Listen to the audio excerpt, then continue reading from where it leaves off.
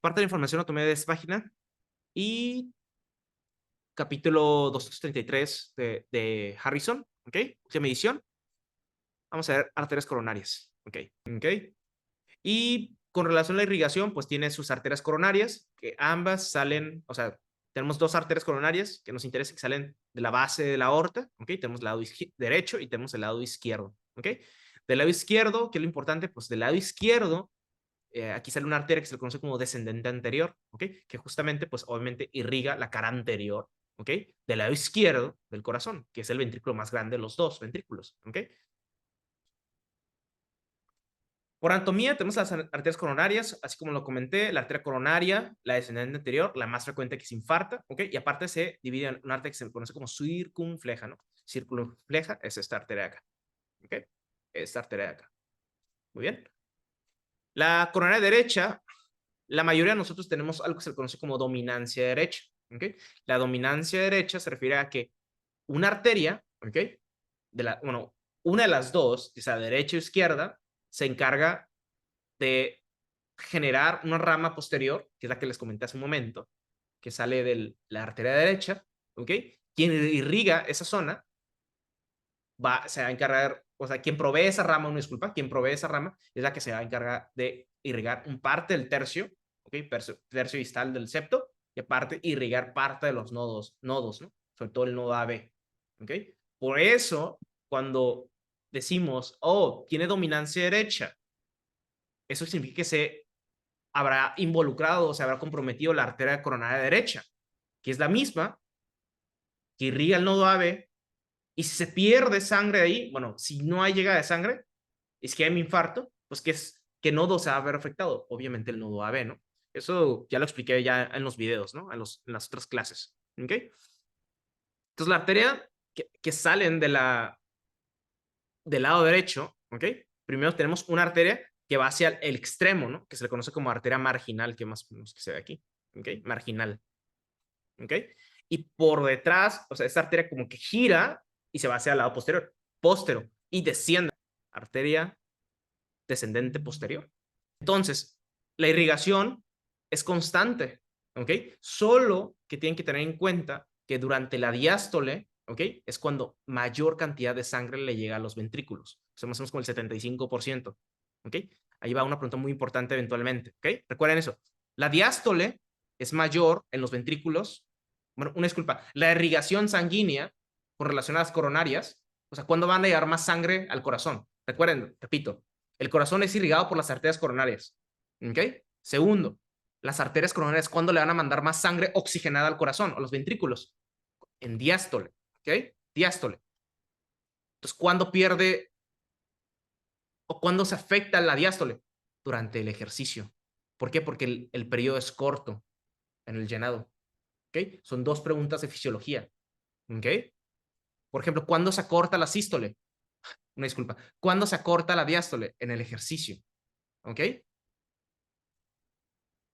Durante el ejercicio el corazón tiene que latir más rápido, entonces tiene que llenar rápido, pero no es un llenado de calidad, ¿ok? Es un llenado rápido, a lo mejor no se llena el 75%, nunca llega al 100%, entonces se llena como un 45% y se lo lanza a las demás extremidades, etcétera, ¿no? Entonces durante el ejercicio baja este 75% que les digo, muy importante, ¿eh? Y por lo general, la mayor cantidad, obviamente, por eso lo pone aquí arteria coronaria izquierda, ¿por qué? Porque de los dos ventrículos el izquierdo es el más grande, ¿ok? Son preguntas de exámenes, ¿sí? La arteria izquierda es la que se encarga de llenar la mayoría de los ventrículos. Obviamente el derecho es un poco más chico, la arteria derecha no tiene que trabajar tanto conversión del lado izquierdo, mientras un músculo sea mucho más grande, pues requiere mayor cantidad de oxígeno, sangre, ¿no? Muy bien. Entonces, el lado derecho que irriga, ventrículo derecho, nodo SA y sobre todo el nodo AB, ¿no? Vamos a ver unas imágenes con relación al ciclo cardíaco. Ok, circunfleja, ok, del lado izquierdo, derecha, descendente, anterior, del lado izquierdo, ok. Bien, pero tiempo. Vamos a darle. ¿Por qué durante la diástole hay mayor cantidad de sangre con relación al corazón? ¿Por qué no en la sístole? Porque en la sístole lo que hace el corazón es, obviamente, sacar sangre, ok. Va a expulsar sangre, ok. Pero esa sangre con la que sale, que es la que rompe las válvulas aórticas, lo vamos a ver reflejado aquí. Por ejemplo, en esta gráfica. No sé si esta gráfica lo llegaron a ver en sus exámenes, pero esta gráfica puede venir en su examen modular y les explico, ¿ok? Por ejemplo, aquí estamos viendo el flujo coronario derecho, el flujo coronario izquierdo. Ok, cuando vean 0 a 120 milímetros de mercurio es con relación a la presión con la que se vence pues, la válvula aórtica, ¿no? Obviamente, cuando tiene una persona estenosis aórtica, es mucho mayor esa presión, ¿no? Bien. Entonces, cuando el corazón expulsa sangre y, por ejemplo, genera una presión de 120 milímetros de mercurio, recuerden que 80 es cuando está en reposo, ¿ok? 40 más o menos de diferencia. Vean aquí, por ejemplo, acá. Aquí no hay tanta presión con relación a la aorta cuando está en diástole. Aquí permite que el ventrículo se llene de sangre.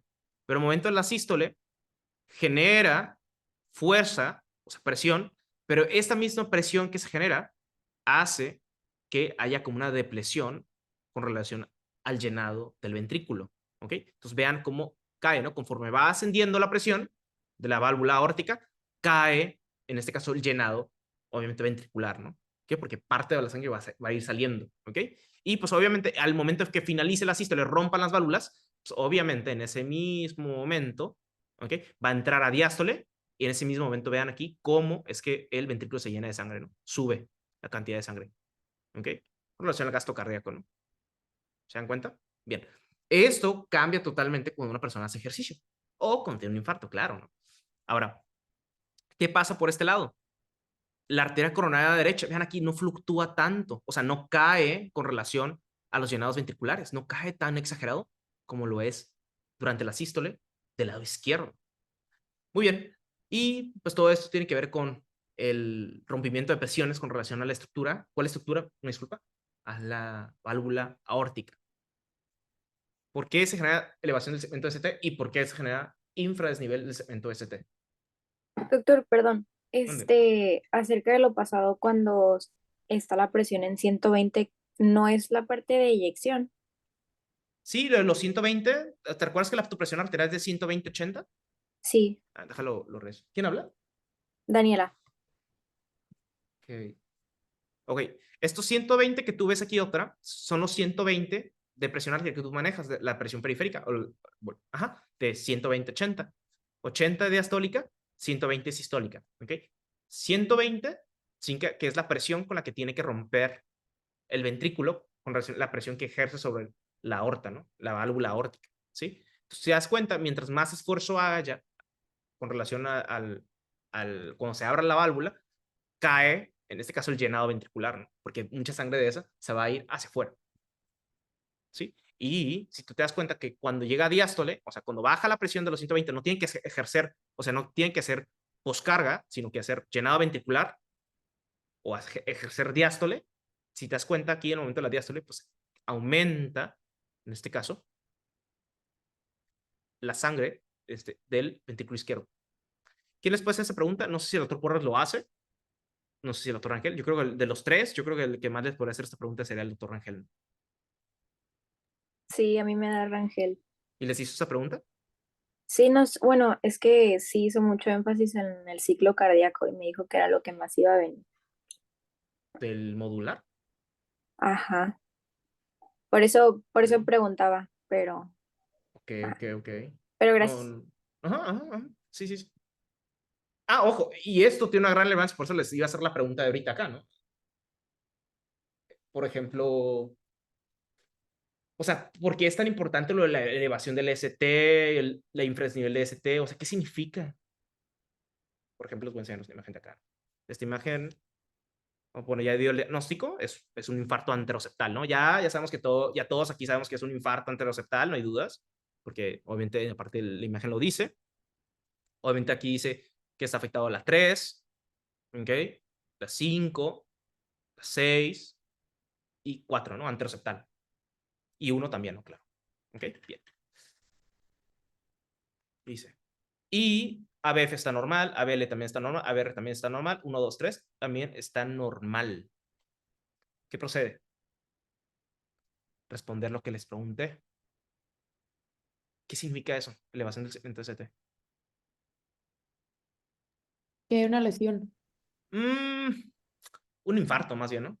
no nada más una lesión ya será muy leve, ¿no? Un infarto. Ok, Necrosis, ¿no? ahora la pregunta es, ¿qué significan los electrocardiogramas? ¿Qué significan los electrocardiogramas cuando hay una onda baja, o sea, desciende, y con una onda sube? Cargas, ¿no? Obviamente. ¿Qué significa que está arriba, o sea, hacia arriba? Es una carga positiva. ¿Qué significa que descienda o se hace hacia abajo una onda? Pues se ve una carga negativa. O en ese caso, aquí se está despolarizando y aquí se está repolarizando. Obviamente no así, ¿ok? Ahora, la pregunta que sigue, responder lo que les pregunté. O sea, ¿por qué infradesnivel de ST? ¿Qué significa? ¿Qué significa que el ventrículo está hacia arriba? Bueno, obviamente está aquí marcando que el ventrículo está despolarizando y obviamente en este está marcando que el ventrículo se está repolarizando. O sea, ¿qué significa que esté hacia arriba y qué significa que esté hacia abajo? Una de dos, doctores. Se responde fácil. ATP. ¿Ok? El ATP hace que se repolarice. Ahora la pregunta que yo les hago, doctores. ¿Ustedes creen que en un infarto el músculo tenga ATP? ¿Que no se están muriendo células? ¿Creen que esas células están produciendo ATP? Pues no. La imagen es esta, doctora Martinovic. Cuando vean que la ST está elevada, es porque ese músculo no se murió. Van a ver, ¿ok? Ya sé que una elevación del segmento ST es un infarto o miocardio, ¿ok? Ya lo sabemos, ustedes ya lo saben muy bien, ¿ok? Bien. Ahora, ¿cuándo se van a dar cuenta de eso? O sea, ¿cómo correlación con esto de acá? Recuerden que el corazón tiene troponinas, el músculo liso no tiene. Estamos en el corazón, ¿ok? El músculo esquelético, ¿ok? Vean aquí se perdió la molécula de ATP, ¿ok? ¿En qué momento? Bueno, aquí se está contrayendo, ¿no? Se está cortando las fibras musculares. ¿En qué momento se relaja? ¿En qué momento se alarga la fibra muscular? ¿O en qué momento la cabeza de la miocina suelta al receptor, en este caso de lactina? O sea, ¿en qué momento se sueltan estos dos? En el momento que haya ATP. Se relaja el músculo. ¿Ok? O sea, ¿qué quiere decir, doctores? Que un corazón infartado está rígido. ¿Ok? Entonces, cómo se ve la circulación? ¿Cómo se ve la circulación? En este caso, la circulación de izquierda, ¿ok? Esta es la base de la aorta y como se pueden dar cuenta, del lado izquierdo sale una arteria, ¿no? Esa arteria, ¿cómo se llama? Se le conoce como arteria descendente anterior. Recuerden que esta es la arteria más comúnmente que se ve afectada en los infartos. Secundaria, una placa de ateroma, ¿ok? Muy bien. Y como se pueden dar cuenta, gira, ¿ok? De una forma circular. Esa arteria, esa ramita se le conoce como arteria circunfleja, ¿ok? Y pues obviamente da una ramita, bueno, esa forma en que gira se va hacia el lado posterior, ¿no? Irriga parte del ventrículo izquierdo, pero parte posterior, ¿ok? Muy bien. Y tiene su propia arteria marginal, ¿ok? Y esa misma arteria marginal, pues es la que está como proyectada hacia los extremos, ¿ok? Y así es como se ve. Así como muy parecido acá, de este lado de la arteria derecha, ¿ok? Muy bien, y como se pueden dar cuenta, acá el first aid lo resume bastante bien. Y, por ejemplo, aquí te explica más o menos qué porcentaje irriga, cuánto irriga con relación a los músculos o a la estructura anatómica que se encuentra ahí, ¿no? Por ejemplo, si se pueden dar cuenta que la arteria descendente anterior, ¿ok? Suple sangre, ¿ok? En la parte anterior del septum intraventricular, o sea, 2/3, o sea, que más o menos irrigará 30%, pero vean, ¿quién irriga más? La derecha, 1/3. Es mucho más lo que irriga, ¿ok? Ahora, esto de acá, porque irriga 1/3 de la porción intraventricular, del septum intraventricular, esto mismo, esta es la definición de que es una arteria dominante, ¿ok? O sea, la definición de una dominancia es cuál supla 1/3 del septum interventricular, ¿ok? Recuerden eso, ¿eh? Porque eso sí es pregunta de examen modular. ¿Por qué? Porque muchas veces se aprende nada más, ok, arteria coronaria derecha es dominancia 80%. Eso significa que irriga al nodo SA o nodo AB. No, ni siquiera viene eso, viene esto de acá, doctores. Viene la arteria que irriga 1/3 del septo intraventricular, esa se da a conocer como la arteria dominante. ¿Ok? Afortunadamente, esa es la arteria que menos se infarta. ¿Ok? Y cuando se infarta nuevamente, les repito, termina afectando el nodo AB o el nodo SA. Te da arritmias tipo ventriculares, ¿no? ¿Ok? Bien. Y pues obviamente se manifiesta en forma de bradicardia, un bloqueo. Esa es pregunta de examen. Vas a preguntarle entonces por qué, porque se complica con un bloqueo, ¿no? Y te va a dar un bloqueo AB, por ejemplo, un MOVITS 2, o te va a dar, en este caso, un bloqueo completo, ¿no? Un AB de tercer grado, ¿ok? La arteria coronaria derecha suple al menos un tercio del septum interventricular. Yo sé que ustedes lo conocen que, es la arteria que irriga el nodo SA y el nodo AB. Está perfecto, eso está perfecto, pero eso no va a venir en el examen. Va a venir esto de acá, ¿ok? La arteria coronaria derecha genera una arteria que se va hacia el lado posterior, desciende, ¿ok? E irriga un tercio del septo interventricular. Es la que va a venir en el examen. Y eso significa, esa es la definición como tal de qué es una arteria que domina irrigación con relación al corazón, ¿no? Que es una arteria dominante, eso, ¿no? O la arteria que irrigue, en este caso, un tercio un tercio del septo interventricular va a ser conocido como la arteria dominante, ¿ok? Ahora, la arteria izquierda, ¿ok? La descendente, ¿ok? La D no es dominante, sino que es la arteria anterior descendente. Esta arteria suple solo los dos tercios, o sea, irriga muy poquito con relación al septo interventricular, ¿ok?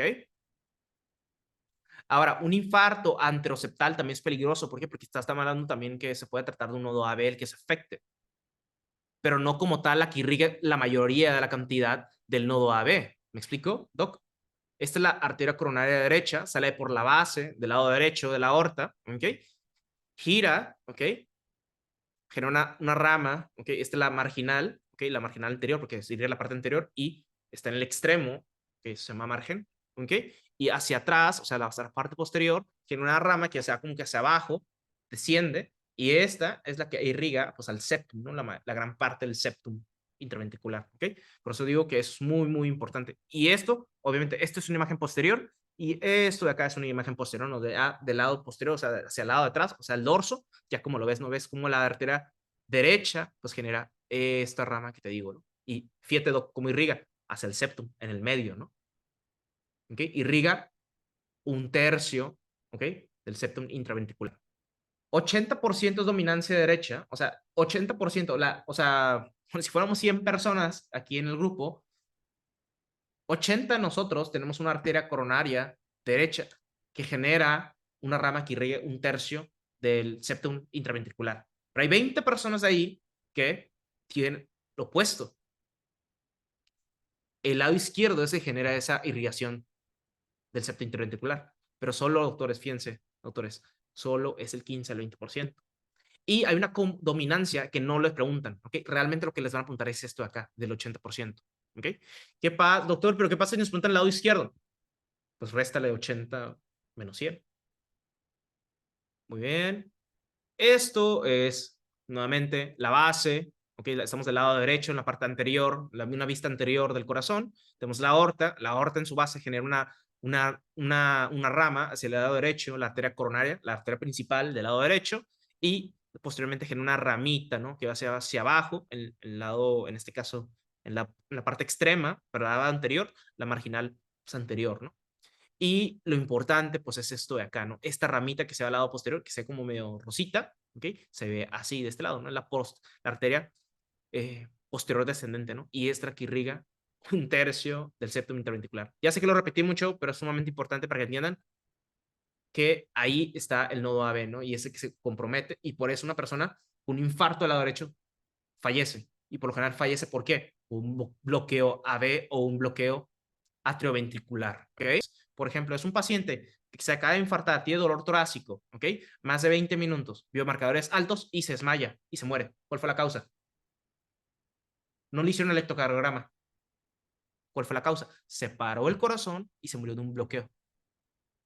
Se bloqueó y se murió. Así va a venir un caso clínico también. Así puede venir más bien. Así puede venir también un caso clínico. Y así vienen los preguntan los steps y el ENAR. Literalmente es una persona que le dio un infarto, tiene dolor torácico, tiene síncope ahorita.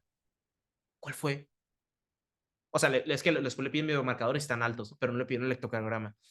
Y luego te preguntan, oye, el paciente falleció por un infarto del miocardio, pero no sabemos cuál fue la arteria que se afectó, ¿no? Pero si te das cuenta, doctores, De hecho, yo lo comento en los videos, en los de arritmias, es cuáles son los datos más importantes a buscar con relación a gravedad de un infarto, una persona que se desmaya. Síncope está considerado como uno de los datos más importantes que hay que buscar. ¿Ok?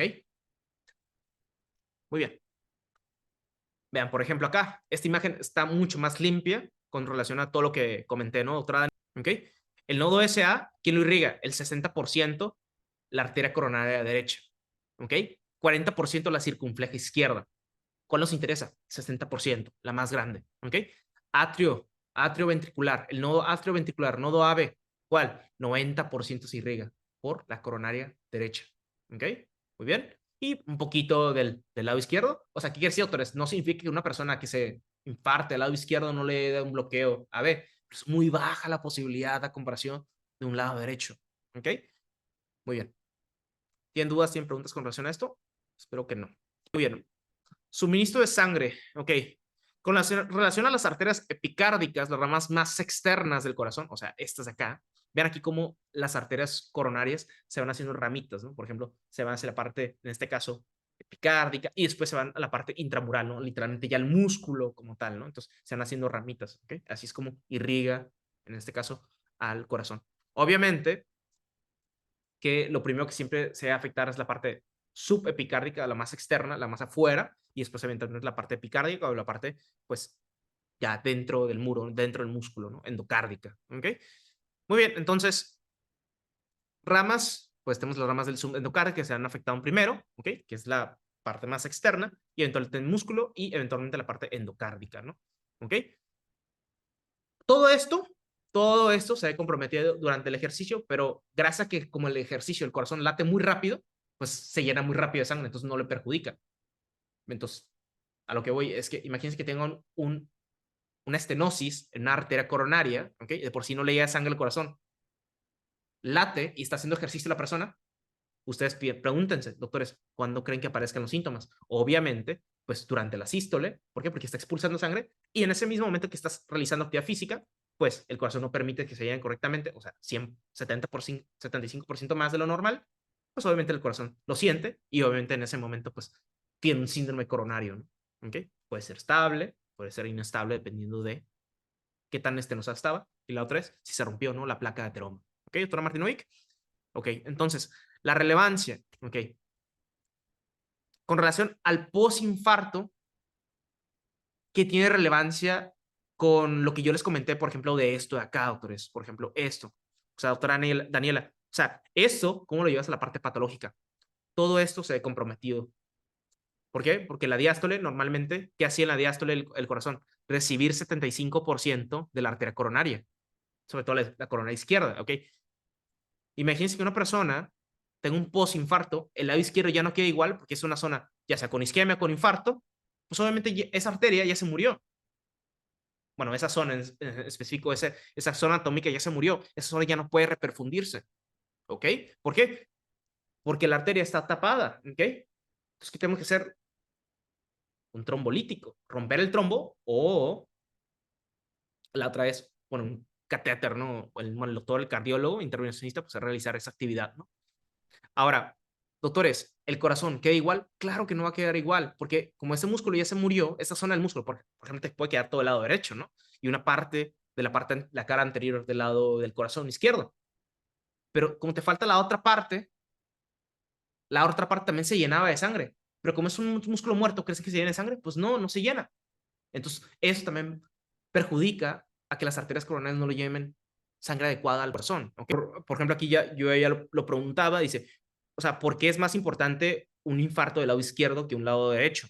Porque si el derecho tú le quitas la placa ateroma o el trombo, recirculación nuevamente, ¿no? Pero el lado izquierdo no, porque el lado izquierdo es mucho más grande la masa que se afectó, ¿ok? Con relación al infarto, ¿ok? Hay una mayor cantidad de oxígeno porque es un músculo mucho más grande y el curso clínico es eventualmente te lleva a una falla cardíaca izquierda, ¿ok? Entonces, pos 2 semanas, si no aparecen las complicaciones, o sea, si no aparecen, me refiero a complicaciones agudas, la más importante de todas, las primeras 24 horas, apréndanse, doctores, las primeras 24 horas post-infarto, lo que van a buscar un electrocardiograma que es taquicardia, en este caso ventricular, ¿verdad?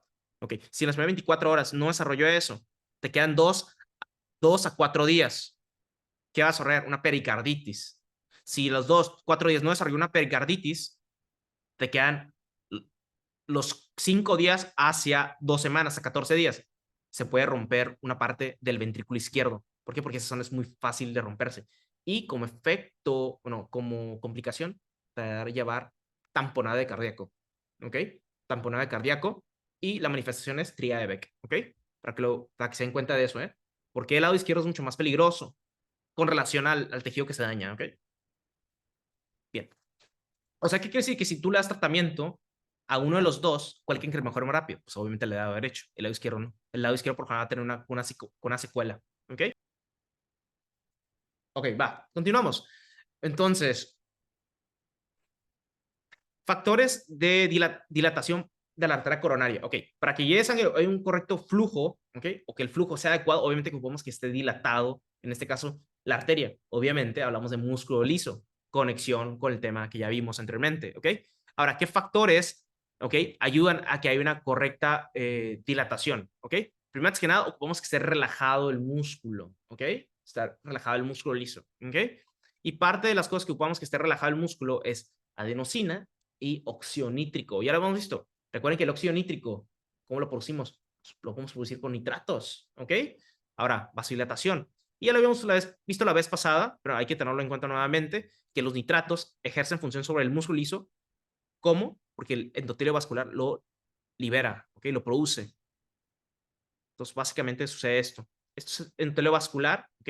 Bueno, va sanguíneo, músculo liso y por arriba endotelio, ¿no? ¿Ok? Músculo liso, liso, no esquelético, músculo liso. Y el músculo liso, ¿okay? Recibe el óxido nítrico a través de esta enzima óxido nítrico sintasa, ¿ok?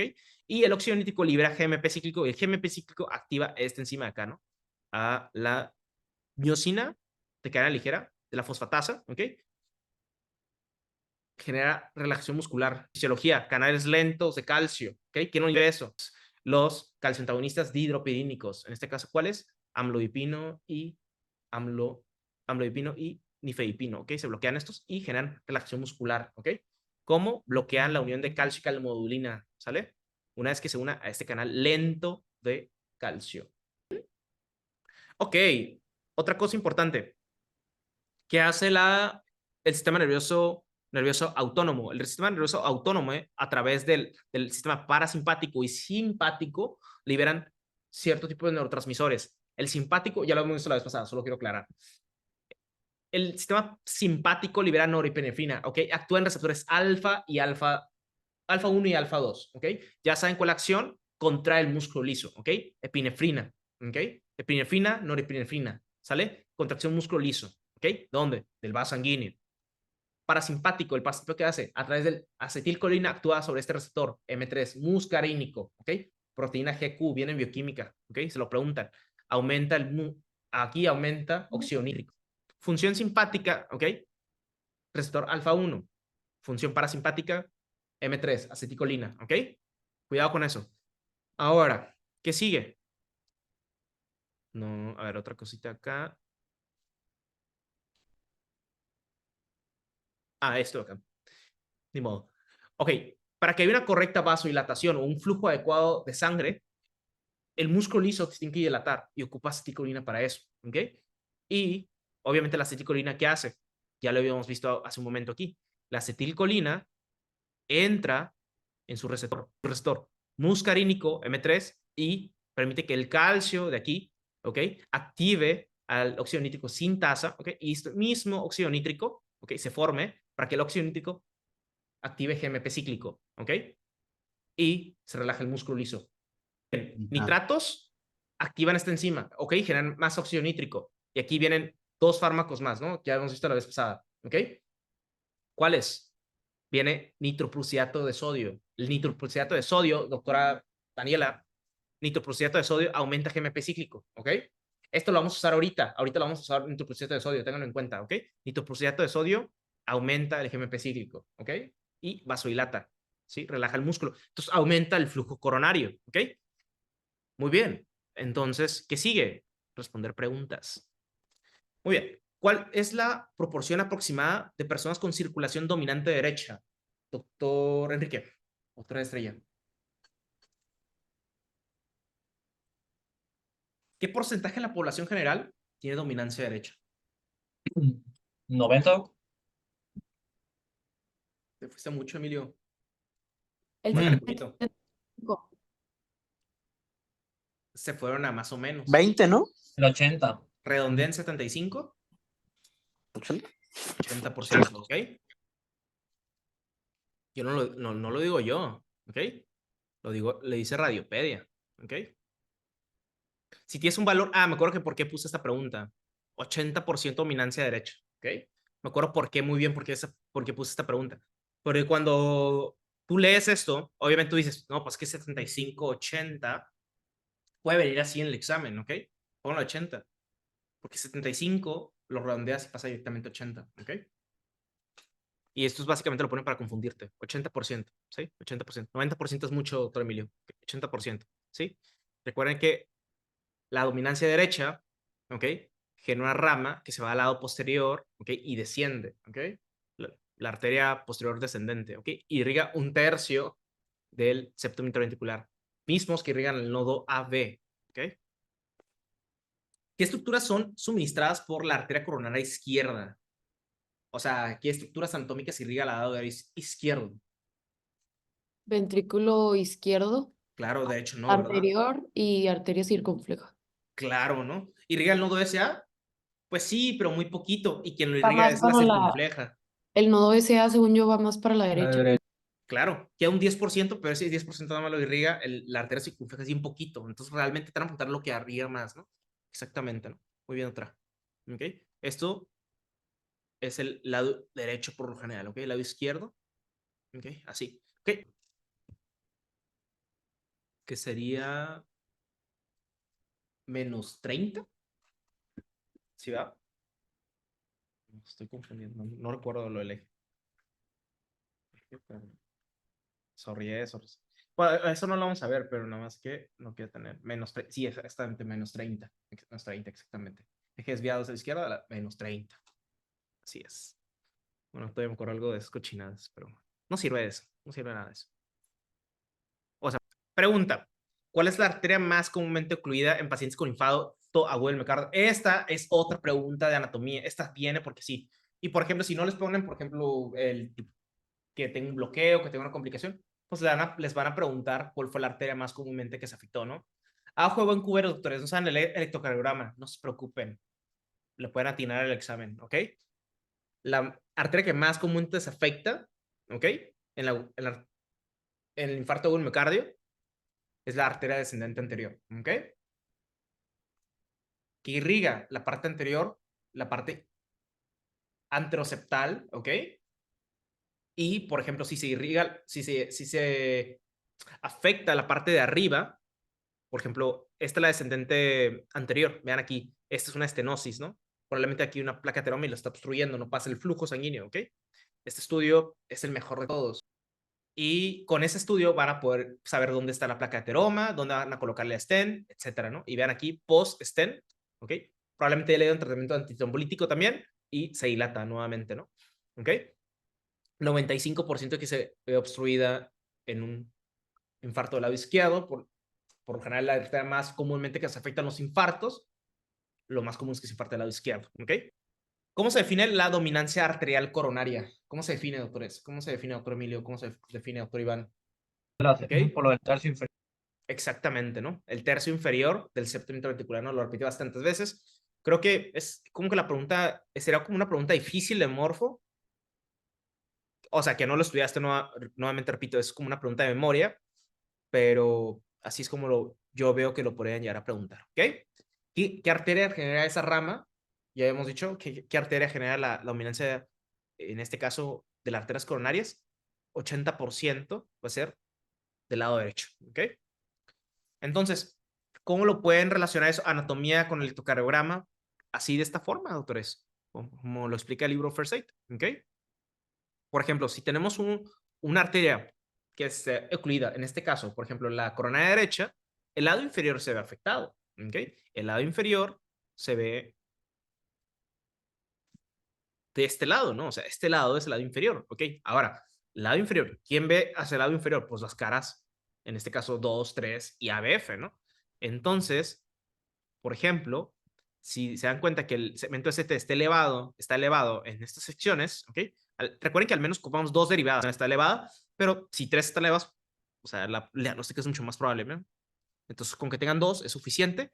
Y aquí, cuando esté elevado el segmento ST o está con un infradesnivel del segmento ST, pues obviamente te puedes dar cuenta que está esa zona afectada, ¿no? Igual aplica, por ejemplo, para las derivadas, por ejemplo, en este caso 1, 2 o 3 y 4 y 5 y 6, ¿no? Estos derivadas, bueno, estos precordiales son los que ven hacia el lado izquierdo, ¿ok? Y estos pues están en la parte anterior, ¿no? En la parte septal, ¿ok? Muy bien. Entonces, ven la cara que está afectado y muchas veces no les realizan una angiotomografía. Recuerden que una persona, por ejemplo, con una angina estable, aparte de mandarlo a hacer el ejercicio, el test de estrés, ok, ¿a cuál de los 3 síndromes coronarios lo vas a hacer? Angina inestable, ¿no? No al estable. Estable, porque Está ese. inestable, lo pones a correr, se te desmaya en pleno acto. Es al estable para provocarle el... Claro, ¿por qué? Porque Eso a él nos se supone. comentó, creo que Mande, Doc. Adelante, adelante, adelante, que te escuchen para que te escuchen. sí, eso nos comentaron, que si le hacías al que la tiene ¿Inestable? Se le rompe una placa. inestable, se te muere. Se te muere en el acto, ¿no? Exactamente. O sea, ¿a qué paciente lo vas a hacer eso? Un paciente que ya tiene múltiples cuadros de síndrome coronario, doctora Martinovic, ¿ok? Que le han hecho electrocardiograma y le han hecho biomarcadores y han salido negativos. Ese es el paciente adecuado. La otra, el paciente que tuvo antecedentes de infarto, ¿ok? Y tú sospechas que tiene todavía una enfermedad coronaria, ese paciente hazlo, ¿no? ¿Cuáles son los receptores de la norepinefrina para contraer el músculo liso? Si no me equivoco, es la B, porque estoy entre la A y la B. Es alfa, claro, es alfa, ¿ok? Es alfa 1, ¿ok? El alfa 2 tiene más predisposición a generar, en este caso, vasodilatación, ¿ok? Es como lo contrario, ¿sí? Beta 2, no, doctores, beta 2 se encuentra en el bronquio, ¿ok? Recuerden que si bloqueamos ese receptor, hiperactividad bronquial, asma, ¿ok? EPOC, muscarínicos tipo 3, no, ni el caso. Receptores alfa-adrenérgicos, muy inespecífico, ¿ok? Tienen que ser específico. Alfa 1. A lo mejor ustedes se preguntarán por qué estamos viendo nuevamente eso, por qué es circulación coronaria, qué es fisiología. Les van a preguntar eso, les pueden preguntar eso, ¿ok? Y ya les había dicho la vez pasada, hay pacientes, por ejemplo, doctores, cuando una persona cae en paro cardíaco, post fibrilación ventricular, le tienen que inyectar epinefrina, ¿eh? Y les van a preguntar dónde actúa esa epinefrina, en qué receptor. Alfa 1, ¿ok? Alfa 2 también, pero alfa 1 sobre todo, y hace vasoconstricción periférica. Eso aumenta poscarga, el corazón hace más fuerza para empujar sangre, ¿ok? Despierta el corazón, por eso le inyectan adrenalina a las personas. ¿Por qué? Porque el corazón empieza a trabajar porque hay adrenalina por fuera, ¿no? O sea, no en el centro. Entonces, ¿la sangre cómo va a salir? Pues rompiendo la presión de 120-80, ¿ok? Entonces, si tú aumentas la vasoconstricción periférica, aumentas la poscarga. Y si aumentas la poscarga, va a salir mayor volumen hasta la circulación periférica, ¿ok? Recuerden, por eso los pacientes les checan el pulso, ¿ok?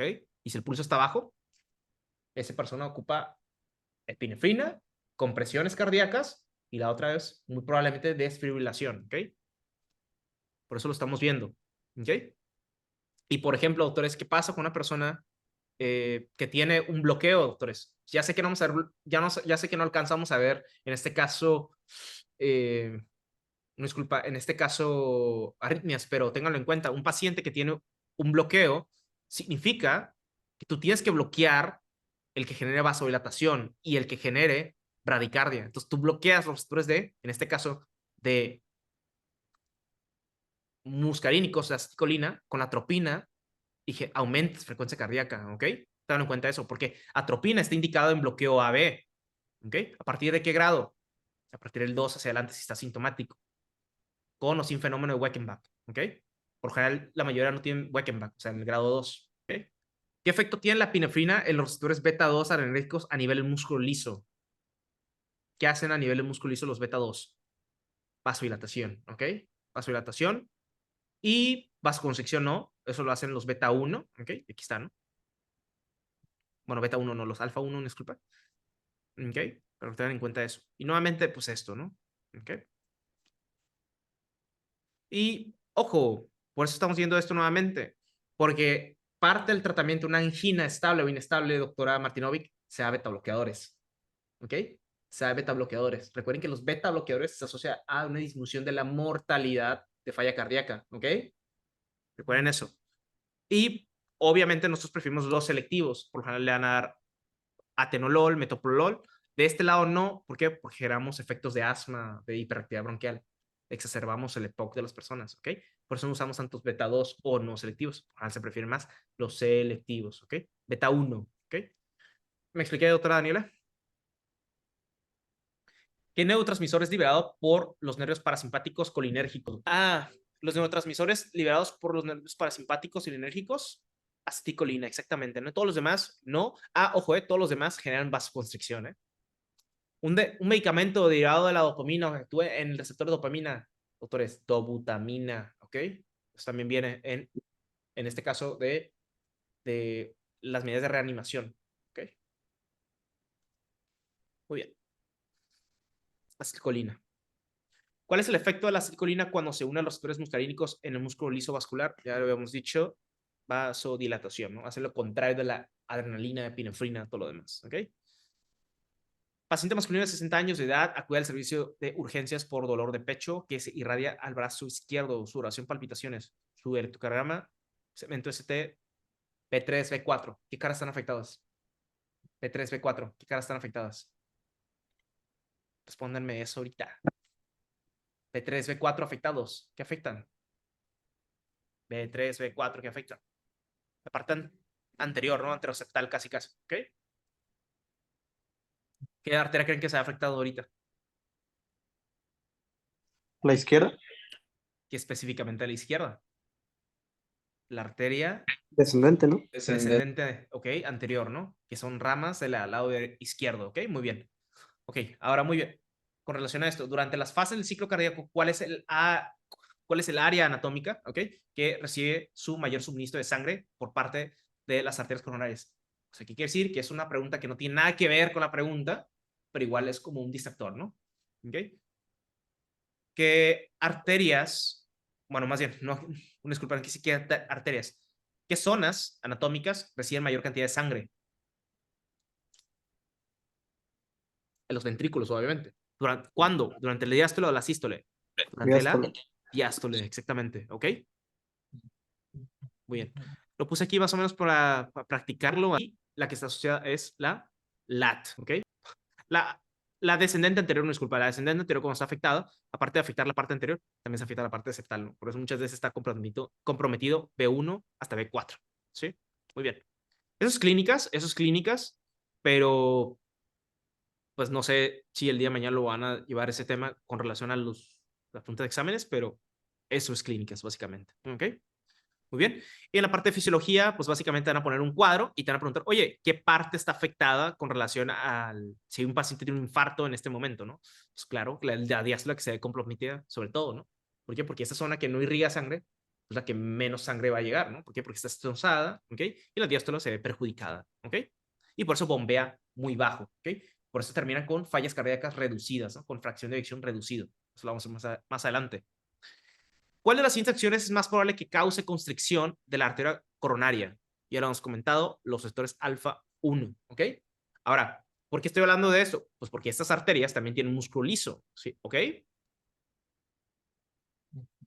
No están estas cosas. Todas estas arterias tienen músculo liso, ¿ok?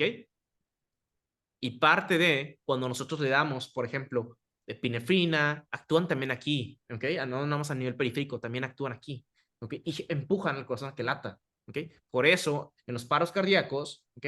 En el algoritmo de la ACLS, lo primero que tienes que inyectar, ¿qué es? Epinefrina. Es el primer antiarrítmico que le van a dar a una persona que tiene una taquicardia sin pulso, ¿ok?